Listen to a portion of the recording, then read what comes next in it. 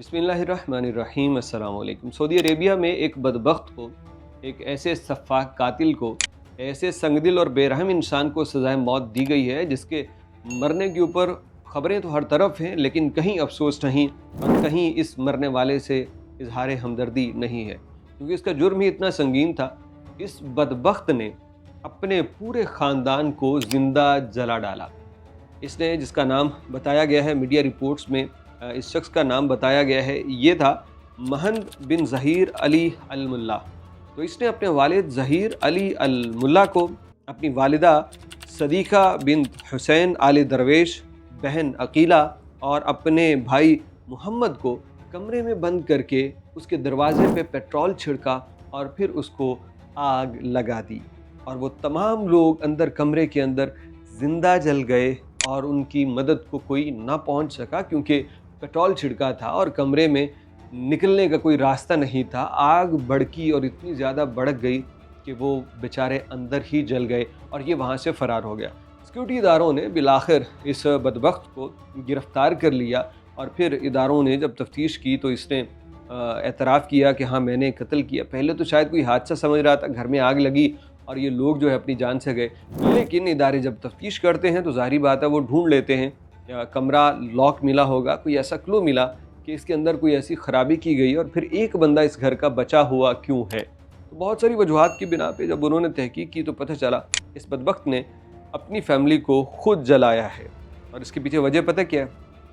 ये हम एक और वीडियो भी बनाने वाले हैं इसी से जुड़ी हुई, एक और वीडियो, लेकिन उसमें गैर मुल्की मुतासिर हो रहे हैं। हम गैर मुल्कियों के लिए वो वीडियो बनाएंगे कल या फिर परसों। लेकिन फिर जब इससे वजह पूछी गई कि क्या वजह थी, तुमने ऐसा क्यों किया, तो ये मंशियात का आदी हो चुका था।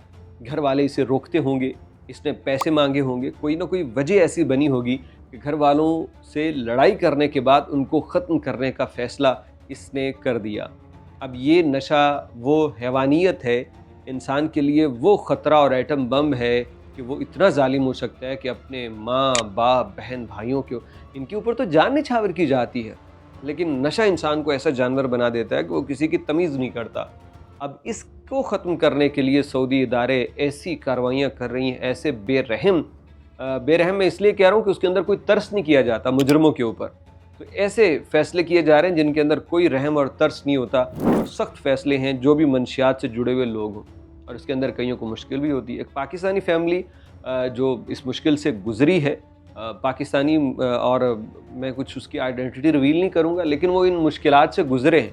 हम उनकी स्टोरी आपसे शेयर करेंगे और तमाम लोगों के लिए वो स्टोरी होगी कि भाई किसी के साथ भी ऐसी प्रॉब्लम हो सकती है। ये बदबख्त गुज़श्ता रोज़ इसे सर कलम करके निशान इबरत बना दिया गया है। ऐसे फसादियों को ज़मीन से मिटा देना ही, इनको ख़त्म कर देना, यही इंसानियत की फ़लाह के लिए और इसके अमन के लिए बहुत ज़रूरी है कि फ़सादी लोगों को ख़त्म कर दिया जाए। हाँ, उन्हें फ़साद से रोका जाए, अगर वो बाज नहीं आते तो फिर ये सख्त सज़ाएँ ही उनका हल है।